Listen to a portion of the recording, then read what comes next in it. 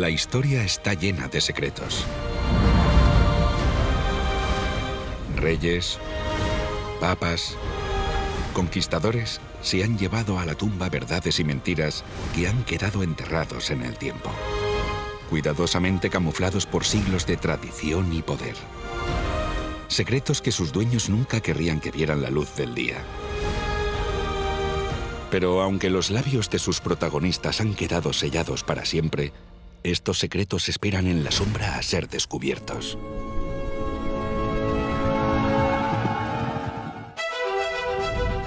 Uno de estos secretos es una de las mayores conspiraciones en las que se han involucrado emperadores, filósofos, papas, monjes, historiadores. Se trata de una lucha por el poder, la supervivencia y la conquista.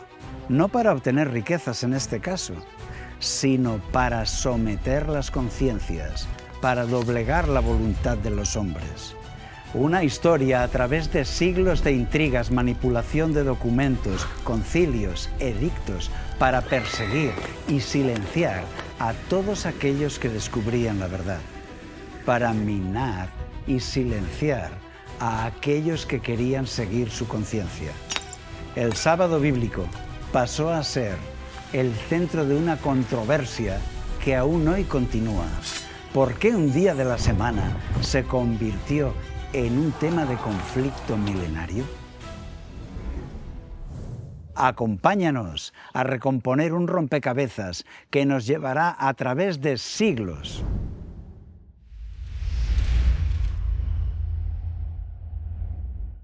Hola, soy Hilario Chiné. Actualmente trabajo de director comercial en una empresa de alimentación. Soy Miquel, tengo 29 años, casado y con 2 hijos. Soy de profesión tornero, pero ahora estoy en la facultad estudiando un máster en teología.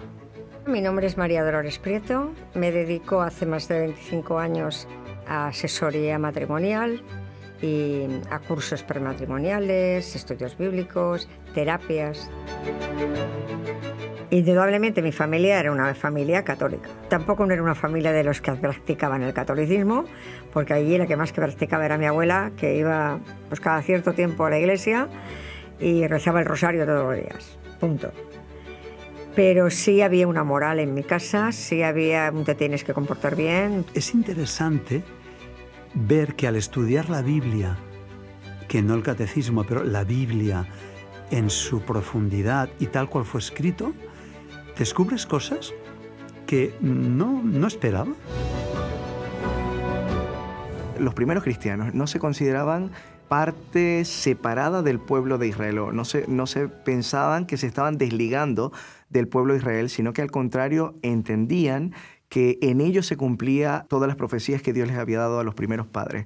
De hecho, Pablo llega a decir, los que son de la fe, estos son los hijos de Abraham, lo que indican que ellos entendían que los que se aferraban a esta fe, que estaba en el Mesías, estos eran los verdaderos descendientes. Pero esto también llega a abarcar no solo a los hijos de Abraham, sino también a Israel, porque Pablo dice, no es judío el que lo es exteriormente, sino el que es en el corazón. Así que la verdadera religión era no solo la que venía por tradición, sino la que se aferraba a estas promesas a través de la fe. Entonces, ¿cuál sería la diferencia? Había una diferencia. La diferencia es que los judíos de ese momento, el pueblo de Israel de ese momento, no aceptaba a Cristo como el Mesías. Y los primeros cristianos decían, este es el Hijo de Dios que quita el pecado del mundo. Como consecuencia natural, ellos las leyes ceremoniales las daban por cumplidas, no las daban por deshechas, como algunas personas entienden, sino que veían que en Cristo estas leyes se cumplían y como consecuencia natural no tenían que guardarlas de alguna manera, sino que ya entendían que en Cristo se cumplió por la eternidad.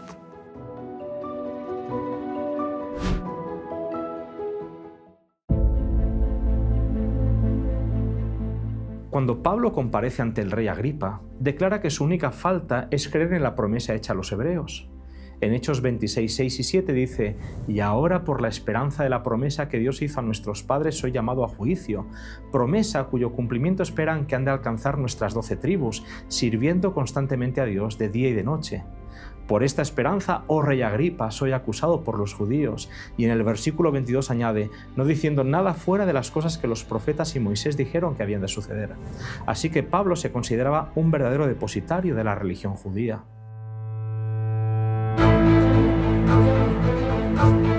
La Iglesia Católica, a través de concilios y declaraciones oficiales, intenta expresar lo que ellos consideran que ya está implícito dentro de la palabra de Dios, dentro de la Biblia. Entonces, con cada declaración oficial o concilios, ellos lo que hacen es ampliar, supuestamente, el mensaje que ya tienen dentro del Antiguo y Nuevo Testamento.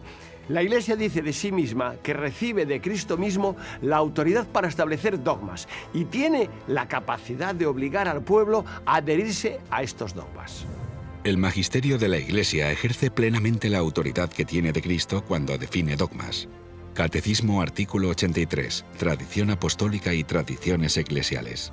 ¿¿Cuál es el problema con esto?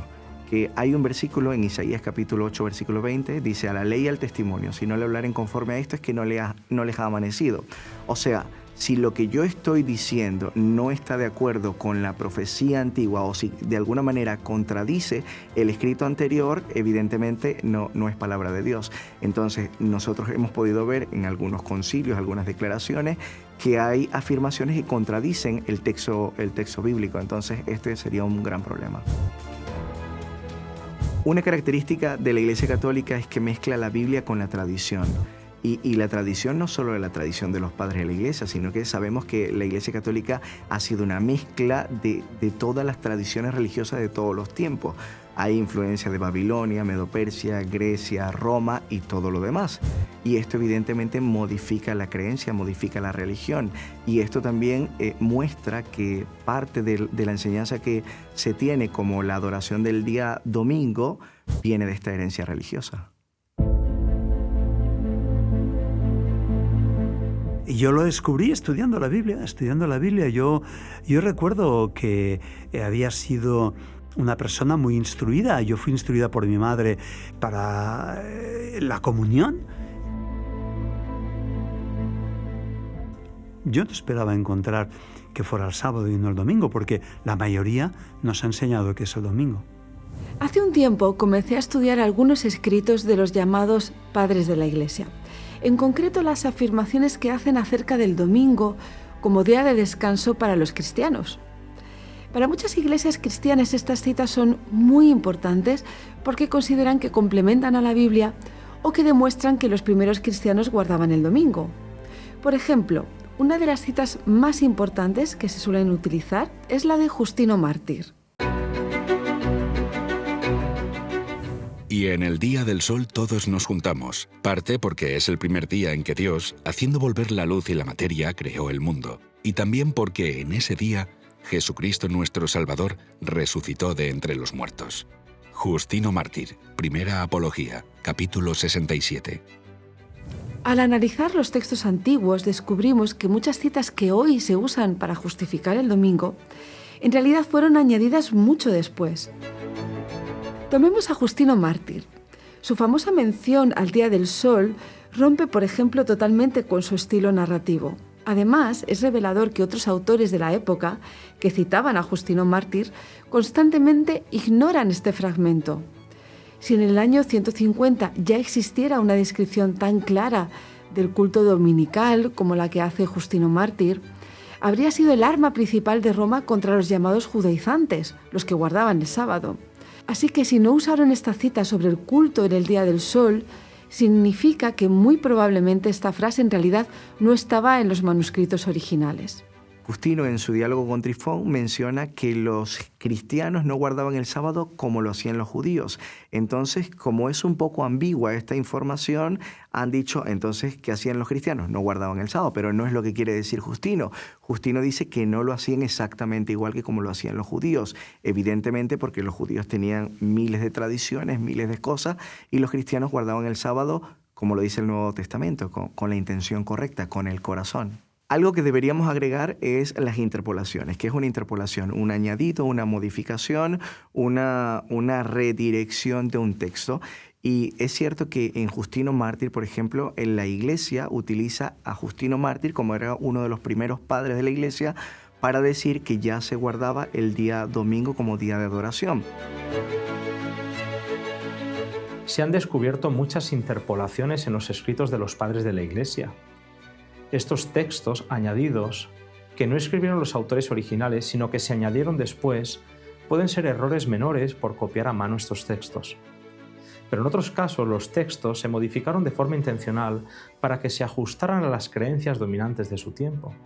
Por ejemplo, durante los siglos IV y V, las controversias sobre la naturaleza de Cristo y la Trinidad llevaron a algunos a cambiar partes de los escritos para alinearlos con la doctrina oficial de la Iglesia y también para justificar el descanso dominical. De hecho, se han encontrado muchas cartas de los primeros padres de la Iglesia que han sido manipuladas, que han sido interpoladas, con la intención de orientar algunas de las doctrinas de la Iglesia para darle peso a la creencia religiosa que mantiene la Iglesia Católica. Sin embargo, gracias al trabajo de la crítica textual de los estudiosos, los eruditos del lenguaje, han podido demostrar que ha habido algún tipo de manipulación dentro de estos escritos.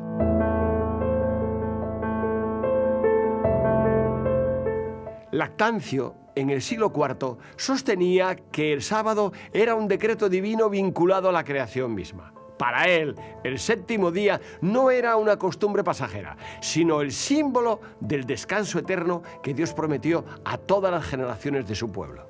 Ireneo, Tertuliano, Clemente y Arquelao de Cascar también hablan sobre el sábado, pero estos escritos se ocultan de forma deliberada y muchas personas son engañadas por una visión distorsionada de la historia.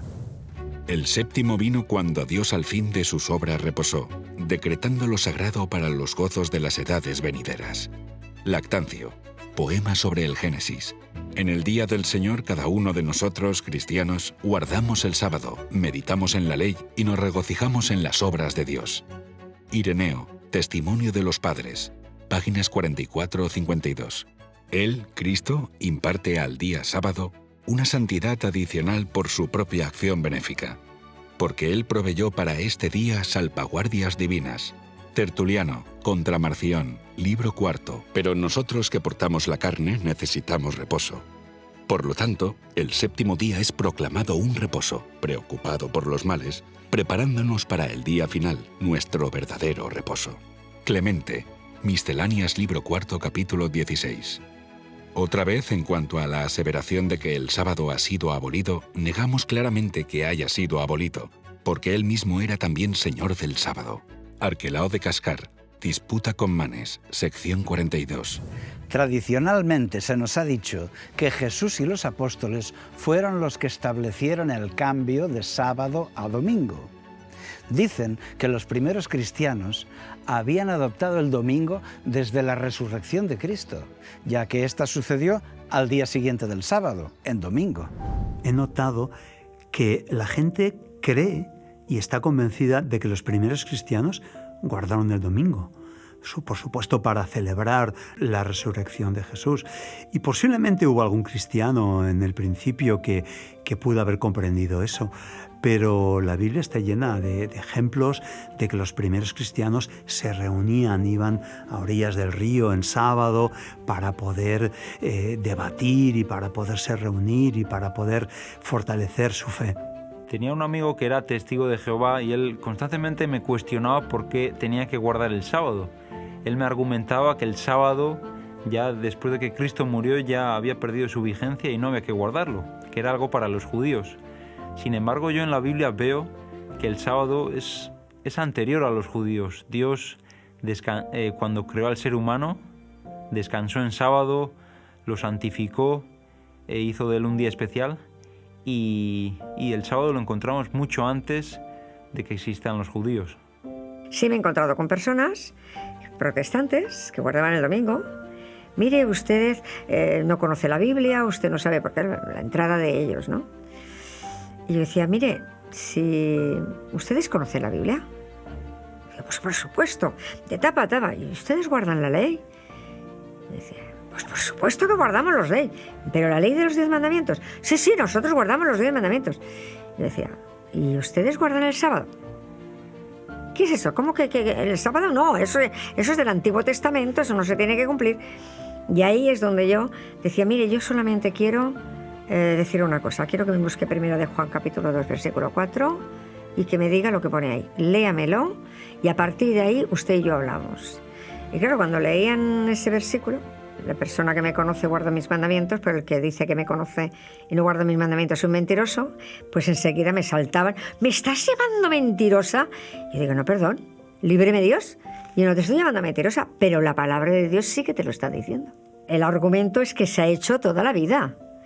En realidad es más tradición y cultura que ponerte teología encima de la mesa.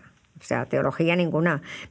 A nivel bíblico no hay sostén donde se puedan sostener esa columna de guardar el domingo. Pues, pero sí a nivel tradición. Es una tradición en que se ha mezclado cristianismo y paganismo en una época que se mezcló y a partir de ahí... Examinemos los documentos cristianos más antiguos para ver qué nos dicen los evangelios. Tenemos que entender que la iglesia original en Jerusalén no era algo ajeno al mundo judío. Estaba formada por judíos que simplemente habían reconocido en Jesús al Mesías. Para ellos, su fe no era una ruptura, sino el cumplimiento de todo lo que creían. Perseveraban unánimes cada día en el templo y partiendo el pan en las casas, comían juntos con alegría y sencillez de corazón.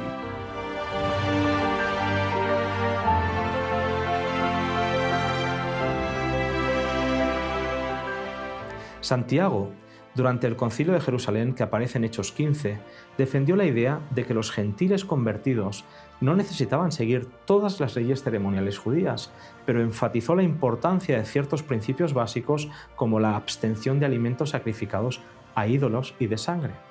Sin embargo, no hay evidencia de que este liderazgo promoviera el cambio del sábado al domingo.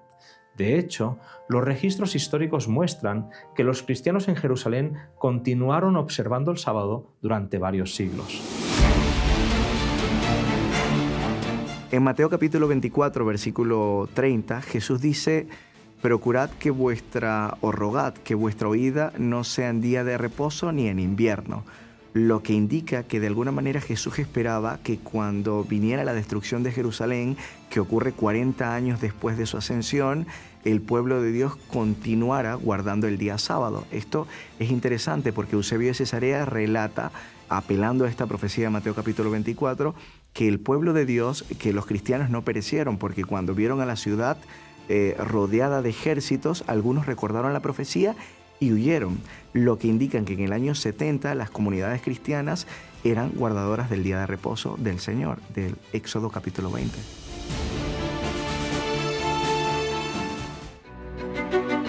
La Iglesia Católica defiende que Jesús guardaba fielmente el sábado de acuerdo al mandamiento, que nunca faltó a la santidad de ese día, sino que mostró el auténtico espíritu de la ley. El Evangelio relata numerosos incidentes en que Jesús fue acusado de quebrantar la ley del sábado. Pero Jesús nunca falta a la santidad de este día, sino que con la autoridad da la interpretación auténtica de esta ley. El sábado ha sido instituido para el hombre, y no el hombre para el sábado. Con compasión, Cristo proclama que es lícito en sábado hacer el bien en vez del mal, salvar una vida en vez de destruirla. El sábado es el día del Señor de las Misericordias y del honor de Dios. Catecismo de la Iglesia Católica, artículo 2173, el día del sábado. En los escritos de Pablo y los Evangelios, el domingo no se menciona como un día de la resurrección o un día sagrado, simplemente se le llama el primer día de la semana. No hay una instrucción directa de los apóstoles que vincule la resurrección con un cambio en el día de reposo. Los relatos de los evangelios hablan de la resurrección ocurriendo el primer día de la semana, pero no se menciona que este evento condujera a una nueva observancia semanal. Esto sugiere que el cambio al domingo ocurrió después del siglo I.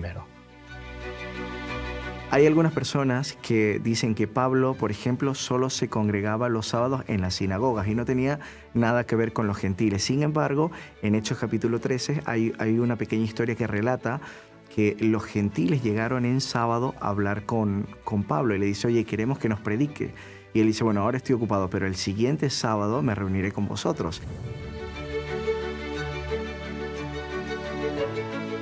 Y en otra ocasión no había sinagoga y Pablo llega y se reúne en sábado junto al río, lo que indica que el sábado mucho después de la muerte de Jesús, seguía siendo importante para Pablo y para los gentiles cristianos.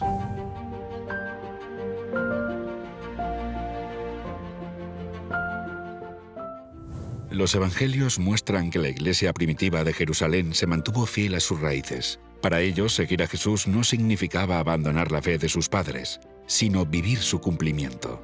Continuaron asistiendo al templo, guardando el sábado y observando las enseñanzas del Mesías con profundo respeto por la ley. Ni Jesús ni sus primeros discípulos promovieron un cambio en el día de adoración. Aún décadas después de la resurrección, el sábado seguía siendo una práctica habitual entre los creyentes. Esto nos lleva a una pregunta importante. Si los cristianos del primer siglo continuaban observando el sábado, ¿por qué se adoptó el domingo como día principal de culto? El sábado seguía siendo central en la vida de muchas comunidades cristianas, mucho tiempo después de la muerte de Jesús. Sin embargo, nuevos eventos dentro del Imperio Romano llevarán a los cristianos a un punto de inflexión. Fue la gran rebelión judía que terminó en el año 70.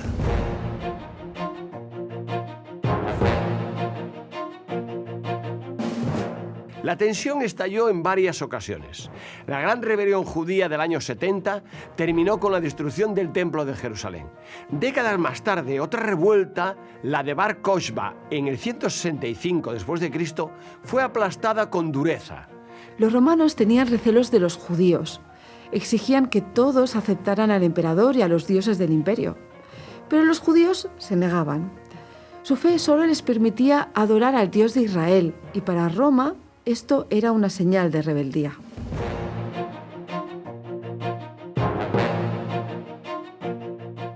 Fue un conflicto tan sangriento que el sentimiento antijudío en Roma se disparó. Los judíos pasaron a ser vistos como rebeldes indomables que chocaban con el ideal de unidad imperial. Miles murieron, muchos fueron expulsados, la ciudad fue renombrada y se prohibieron prácticas fundamentales del judaísmo. Fue en ese momento de máxima tensión cuando muchos cristianos, por puro instinto de supervivencia, empezaron a buscar formas de diferenciarse de sus raíces. No querían ser el blanco de la ira de Roma. Por supuesto que no. Se veía a los judíos como un pueblo cerrado y difícil de gobernar, cuyas costumbres chocaban frontalmente con el ideal romano de una unidad imperial. Por eso algunos cristianos comenzaron a querer diferenciarse cada vez más de sus raíces. Después de la rebelión de Bar Kokhba, el emperador Arriano trató de eliminar cualquier vestigio de la cultura judía. Así que prohibió la circuncisión, la observancia del sábado, y los castigos tenían penas muy severas. Esta prohibición no solo afectaba a los judíos, también a los cristianos, porque los romanos no distinguían entre ambos grupos, porque sus costumbres eran similares. En este escenario, la Iglesia de Roma, bajo el liderazgo de obispos como Sixto o Telesforo, comenzó un proceso sistemático de sustitución para evitar los daños de estas medidas represivas. Así que comenzaron a reemplazar las fiestas que eran más visiblemente judías, como el 14 de Nisán, por la Pascua de la Resurrección, y el descanso del sábado por el domingo. Para el Imperio Romano, los cristianos que observaban el sábado eran un problema. No estaban alineados con las costumbres romanas y en muchos casos eran vistos como rebeldes potenciales. Existen indicios de que la observancia del domingo empezó a introducirse por estas circunstancias como un esfuerzo del cristianismo para dejar claro ante Roma su independencia del judaísmo, diciendo que no eran lo mismo que los judíos. Y ahí comenzó a aparecer la literatura cristiana antijudía y el desarrollo de una teología de rechazo y desprecio a todo lo judío. La Iglesia de Roma, desde comienzos del siglo III, decidió desmarcarse de los judíos y para eso comenzaron a promover ayunos todos los sábados. En el año 417, el Papa Inocencio I no se limitó a sugerirlo como una preferencia. Hizo una ley obligatoria para todas las iglesias que tenía bajo su jurisdicción. El objetivo era claro, hacer que el sábado resultara físicamente desagradable para el pueblo. Se buscaba que, por puro contraste, el domingo pareciera el único día de liberación y gozo. Así que con esta ley el sábado no solo fue suplantado, sino que también fue castigado. Un incentivo que apoyó el cambio del día sábado al día domingo fue la misma celebración de la Pascua. Los judíos guardaban cuando celebraban la Pascua, el 14 de Nisan, pero en el siglo II aproximadamente en Roma se empezó a sustituir el 14 de Nisan por el domingo. Esto produjo que el cambio del sábado al domingo sea de forma natural y se empieza a generalizar en la población. Hay personas que creen que el sábado es solamente para los judíos, porque los judíos están obligados a guardar ese sábado, cuando es al revés. Es el sábado quien es para el hombre. Jesús ya lo dijo, el sábado es hecho para el hombre y no el hombre para el sábado. Y el sábado está creado para ser una liberación y una regeneración en el ser humano. No está hecha para los judíos, ni muchísimo menos. Porque si yo me voy al Génesis, en el capítulo 2, del versículo 1 al 3, y ahí Dios establece, decide que hay un día en el que se santifica, lo purifica, y es un día apartado, santo, para que yo entre en su paz, en su reposo con Él. Él reposa ese día y yo reposo con Él. Fue creado para toda la raza humana. Es por ello que cuando creó a Adán y Eva, Él descansó el sábado y lo dio como un regalo para que lo disfrutemos todos los seres humanos, independientemente de dónde seamos.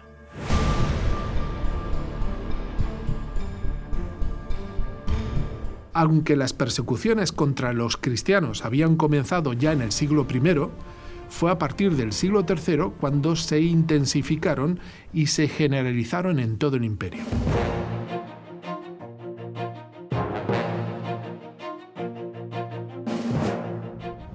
El ambiente hostil que sufrían los cristianos dentro del imperio propició que algunas iglesias comenzaran a celebrar reuniones en domingo. Y parece que una de las primeras iglesias en hacerlo fue la iglesia de Roma. Desde los tiempos de Nerón, los cristianos de Roma enfrentaron persecuciones brutales.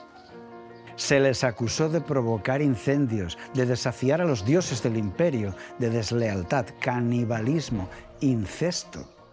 La discreción les obligó a los cristianos de Roma a reunirse escondidos en catacumbas y lugares ocultos. Y en un ambiente tan hostil, parece que apoyaron cualquier decisión que les ayudara a disminuir la persecución sobre ellos, porque esto podía marcar la diferencia entre la vida y la muerte. La presión para imponer la romanización de los judíos fue total. La Iglesia de Roma se dio cuenta de que si adoptaban el domingo, lograban dos cosas a la vez. Se distanciaban de los judíos y se volvían más aceptables para la cultura pagana. Al fin y al cabo, los romanos ya celebraban el Día del Sol, el Dominus Dei. Cambiaron su día de culto para sobrevivir y encajar mejor en el tejido del imperio. El domingo era conocido en las tradiciones paganas como el Día del Sol. En el mundo grecorromano, el sol tenía un significado especial, asociado con la luz, la vida, la divinidad. Constantino buscaba unir a su imperio bajo una práctica común y encontró en el culto al sol un arma política de unificación. En el siglo IV, el emperador Constantino decretó el domingo como un día de descanso oficial en todo el imperio. En su famoso edicto del año 321 declaró lo siguiente: que todos los jueces y habitantes de las ciudades, así como los trabajadores de todos los oficios, descansen en el venerable Día del Sol. Código de Justiniano, libro 3, título 12, ley 3. Cuando el emperador Constantino eligió el domingo como día de culto común entre cristianos y paganos, lo hizo con una intención clara: alinear a la Iglesia con el poder imperial y animar a los cristianos a separarse definitivamente de sus raíces judías. Así que la Iglesia se había reinventado ahora. Al unir fuerzas, la Iglesia y el Imperio Romano crearon un frente común para implantar el domingo entre los cristianos. Este pacto le dio alas al papado como líder de este movimiento.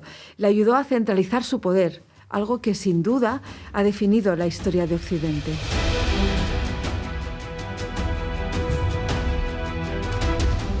Eusebio de Cesarea jugó un papel muy importante en el cambio del sábado al domingo como día central del culto cristiano.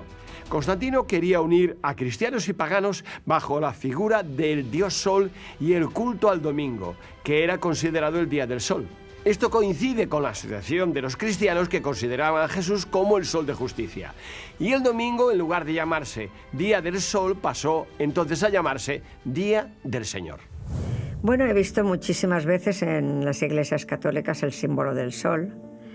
Incluso el Papa, cuando ensalza, eleva la custodia delante de todo el mundo, es totalmente el símbolo del sol. O sea, es un simbolismo de adoración al sol. Y yo siempre he pensado que el sol en estas catedrales, en estas iglesias, simbolizaba pues, el sol naciente, ¿no? Como el dios sol romano aplicado como se aplica en la Navidad, en Jesús.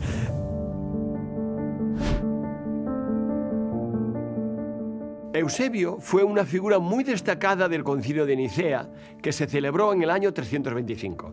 Tenía una relación muy estrecha con Constantino y ayudó a ajustar la teología a la conveniencia del imperio.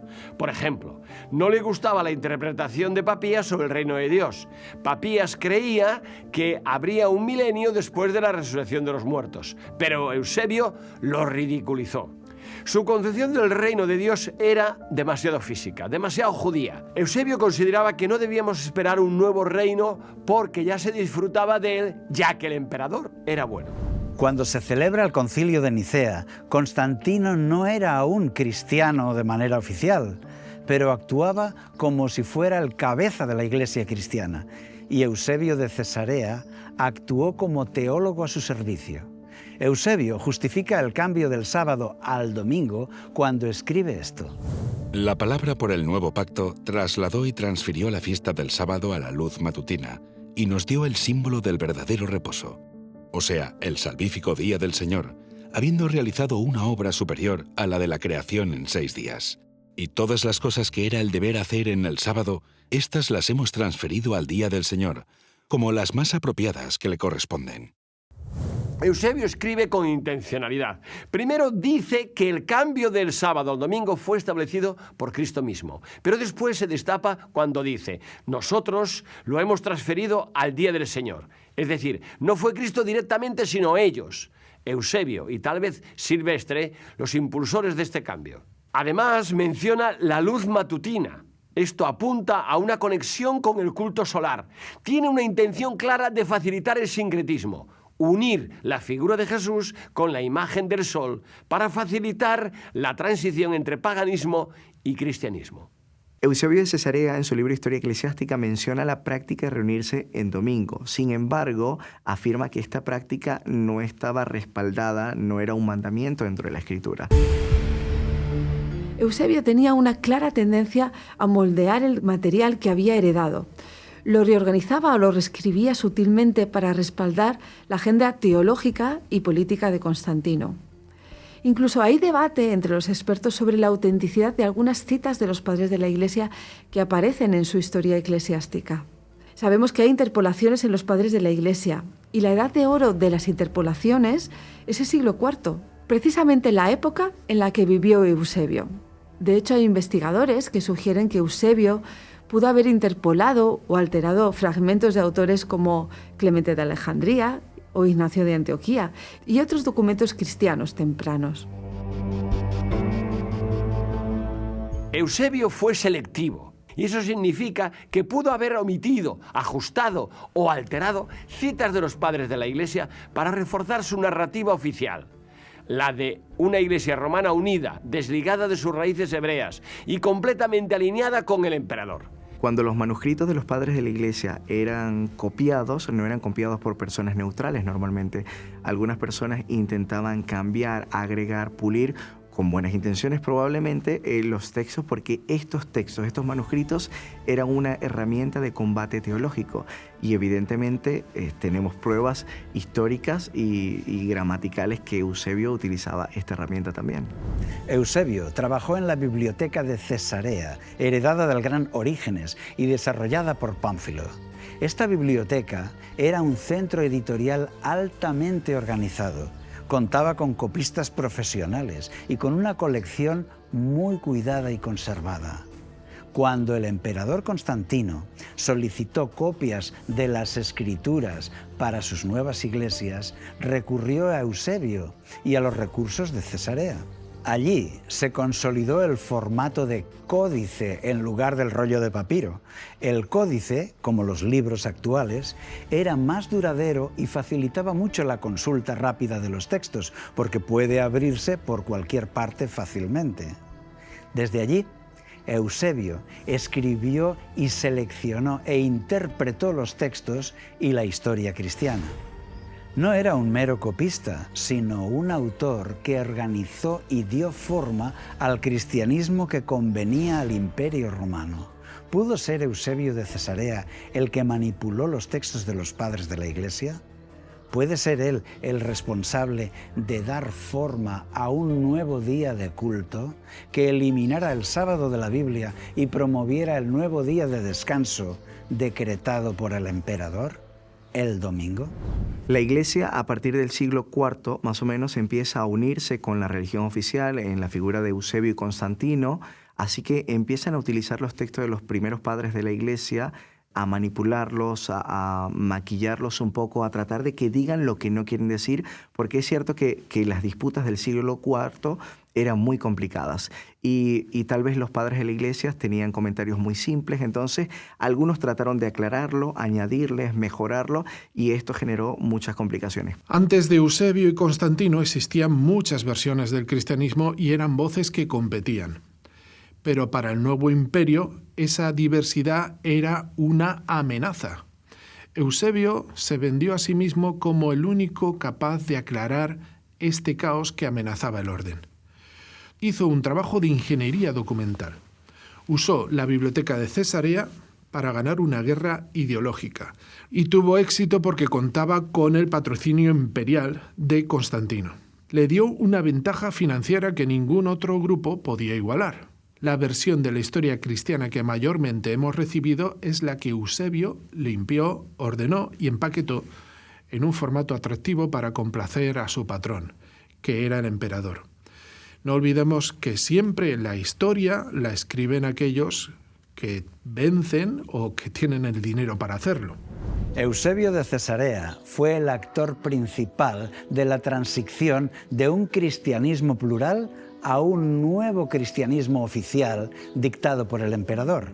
Y una pieza clave en esa transición fue sin duda el cambio del sábado al domingo. Pero esto era solo el principio.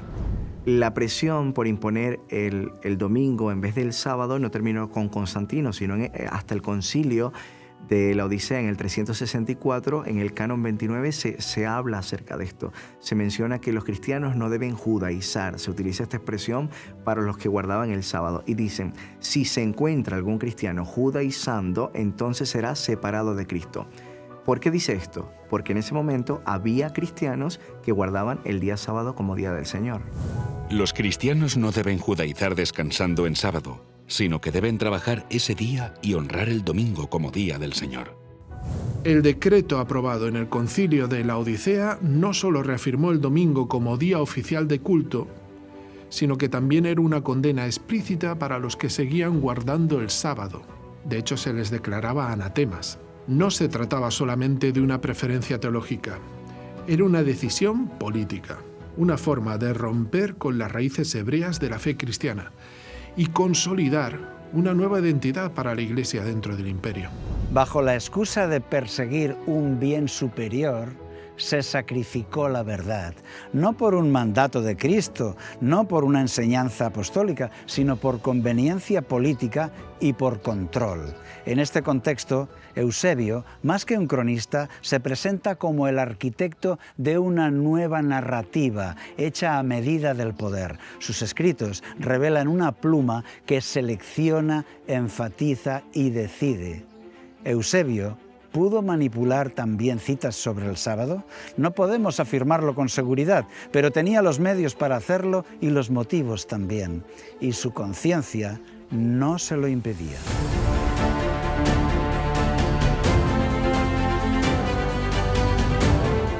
Esta tensión entre la tradición sabática y el impulso por consolidar el domingo como día principal de culto nos muestra que el cambio no fue inmediato ni sencillo. En los primeros siglos del cristianismo, la observancia del sábado seguía estando fuertemente arraigada, especialmente en las iglesias de Oriente. Se impulsaba con firmeza el domingo como día principal de culto, pero el proceso no fue fácil ni pacífico. El Concilio de la Odisea decretó una maldición para los que obedecieran el cuarto mandamiento. Esto nos da una idea de lo arraigada que estaba la observancia del sábado y también nos muestra el empeño que tenían algunos por eliminar el sábado. A pesar de eso, las iglesias de Oriente no abandonaron la observancia del sábado. ¿Con qué ojos contemplas el día del Señor cuando desprecias el sábado? ¿No percibes que son hermanos y que al despreciar el uno afrentas al otro? Gregorio, obispo de Nisa, siglo IV, Diálogo sobre el Día del Señor, página 188. En el siglo IV, tanto el sábado como el domingo se consideraron sagrados, pero con el tiempo, el segundo pisoteó y suplantó al primero. El Papa Silvestre, entre el 314 y el 335, siglo IV, fue el primero que había ordenado a las iglesias que ayunaran el sábado, y el Papa Inocencio, del 402 al 417, siglo V, lo transformó en una orden para que las iglesias lo obedecieran, con el objetivo de hacer que el sábado resultara desagradable. Inocencio, en verdad, ordenó que en sábado siempre se ayunara. San Agustín, carta 36 a Casulano. Unos años antes del Concilio de Nicea se celebró en Hispania el Concilio de Elvira, en torno al año 305. Aunque se trató de un concilio estrictamente local, sus normativas o cánones son una ventana que nos permite ver la tensión que existía entre las antiguas costumbres y la nueva identidad cristiana. El Canon 21 consolidaba el domingo como el día de reunión obligatoria, y el Canon 26 buscaba eliminar el carácter festivo que aún conservaba el sábado entre los fieles. ¿Y cuál era la estrategia? Pues ordenaba que todos los sábados se guardara ayuno. Así que esta nueva norma iba dirigida a corregir la práctica de los creyentes que todavía celebraban el séptimo día, el sábado, con banquetes y alegría. Hoy en día vemos el domingo como si siempre se guardó el domingo como día de oración, pero no es cierto. Esto fue un proceso muy largo, un proceso complicado, donde muchos teólogos participaron, como Eusebio, San Agustín, el Papa Inocencio y muchos otros, que intentaron dar un peso al domingo que no le da la Escritura. En el año 469, el emperador León decretó que los domingos y los días santos tenían que cerrar los circos, los teatros, y tampoco podía haber combates de bestias, recreaciones sensuales, ejecuciones, ni tampoco juicios. Las multas eran muy grandes, dinerarias, e incluso se podía llegar a confiscar bienes. Además, los emperadores Teodosio II y Justino II prohibieron realizar actividades agrícolas que antes Constantino sí había permitido. Así que con estos decretos se daba un paso más en la sacralización del domingo. El culto dominical fue una alianza de conveniencia. La Iglesia y el gobierno se dieron la mano para unificar el imperio usando el domingo como símbolo. Pero aquí está el detalle que la historia oficial suele saltarse. A pesar de toda esa presión, la mayoría de los cristianos en el Mediterráneo no soltaron el sábado tan fácilmente. No es una suposición mía, lo confirmaron historiadores de aquel entonces como Sócrates Escolástico. La gente se resistió a olvidar el séptimo día mucho más de lo que nos han contado. Fue una lucha de siglos que borraron del mapa. Como tantas otras veces, la historia verdadera es ocultada con síntomas que dejan ver, entre otras cosas, intereses económicos y políticos. En este caso, la permanencia del domingo no fue una convicción espiritual, sino que fue una convicción política. Porque aunque casi todas las iglesias del mundo celebran los sagrados misterios en el sábado de cada semana, los cristianos de Alejandría y de Roma, a causa de alguna antigua tradición, han dejado de hacerlo. Los egipcios vecinos de Alejandría y los habitantes de la Tebaida se reúnen el sábado, pero no participan de los misterios de la manera acostumbrada. Sócrates escolástico en el libro quinto, capítulo 22, siglo V. Lo más alarmante no es lo que se quitó, sino lo que se intentó borrar de la historia. Por ejemplo, se afirma que los primeros cristianos ignoraron el día sábado como día de adoración. Y esto no es cierto. De hecho, los primeros cristianos tenían los mandamientos del Sinaí como algo muy importante y entendían que el Mesías venía a explicar, a maximizar, a darle la plenificación a la ley de Dios. Cuando el mandamiento dice no matarás, Jesús dice cuando hablas de una persona ya eres culpable de juicio, lo que indica que Jesús viene a explicar el alcance máximo de la ley de Dios. Y evidentemente los cristianos, los apóstoles y Jesucristo consideraban que la ley de Dios seguía vigente.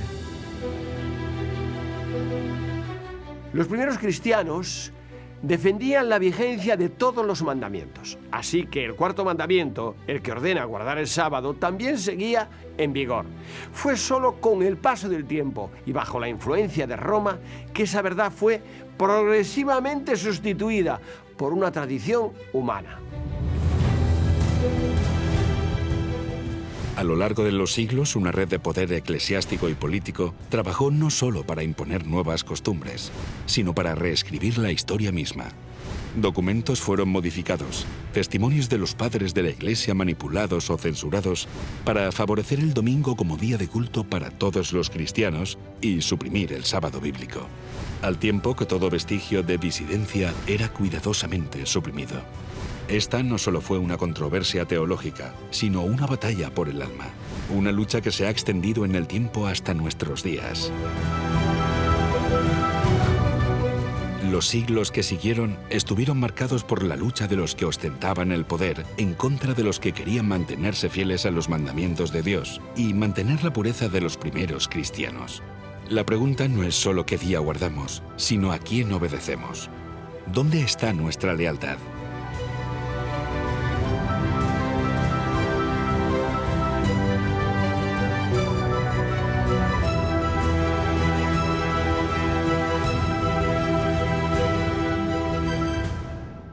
En ocasiones sí que en mi trabajo sí que he enfrentado problemas a la hora de guardar el sábado, especialmente con mis compañeros. No tanto con los jefes, porque yo les explicaba que yo iba a la iglesia, guardaba el sábado, y nunca me han hecho ningún problema por ello. Sin embargo, los compañeros, al ver que yo el sábado no iba a trabajar y ellos sí, eso les causaba mucha rabia y mucho enfado. Entrar en la universidad para hacer la prueba universitaria para historia, porque a mí la historia me encanta, y cuando vi en el tablón era sábado.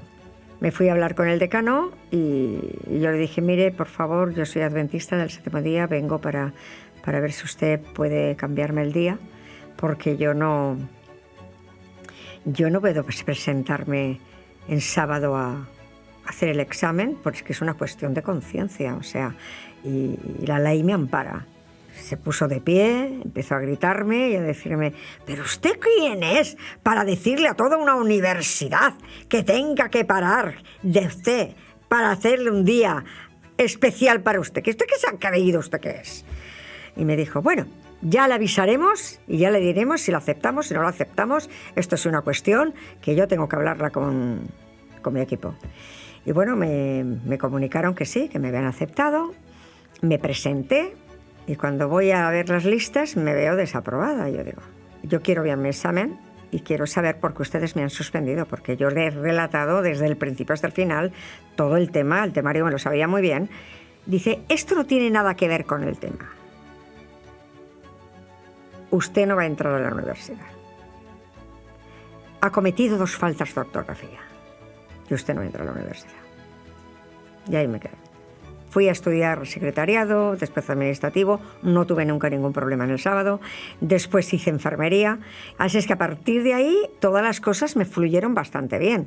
Vivía con 17 años en un pueblo más o menos cerrado o que desconocía todo lo que hoy se sabe a nivel religioso, y la comprensión por parte de amigos, familia, en el mundo laboral, en la empresa, fue difícil. Mi madre, el primer día que yo guardé el sábado, y que se dio cuenta, porque ya me veía venir, ese día se metió en la cama y no salió de la cama en todo el día. No podía entender qué me estaba pasando, ¿no? Y para mí fue un sufrimiento ver la persona que más quería en ese momento que le estaba traumatizando casi, ¿no? Luego con el tiempo lo entendió y hasta lo pudimos guardar juntos.